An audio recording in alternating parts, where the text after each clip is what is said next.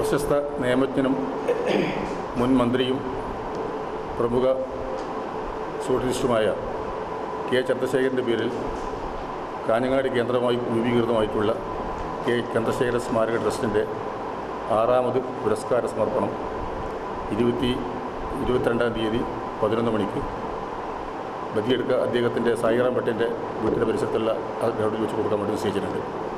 ഈ പ്രാവശ്യം അത് കൊടുക്കാൻ വേണ്ടി തിരഞ്ഞെടുക്കപ്പെട്ടിട്ടുള്ളത് സായിറാം ഭട്ടിനെയാണ്. ഇത് കൊടുക്കുന്നത് ബഹുമാനപ്പെട്ട കേരളത്തിലെ കൃഷി മൃഗസംരക്ഷണ വകുപ്പ് മന്ത്രി ശ്രീ കെ പി മോഹനനാണ് കൊടുക്കുന്നത്.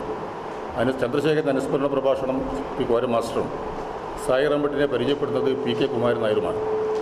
കാസർഗോഡ് ജില്ലയിലെ പ്രമുഖ രാഷ്ട്രീയ സാമൂഹിക സാംസ്കാരിക മണ്ഡലങ്ങളിൽ പ്രവർത്തിക്കുന്ന വളരെ പ്രഗത്ഭരായ വ്യക്തികളെ ആ സന്ദർശനത്തിൽ വിളിച്ചിട്ടുണ്ട്. അവരെല്ലാവരും തന്നെ പരിപാടിയിൽ പങ്കെടുക്കും.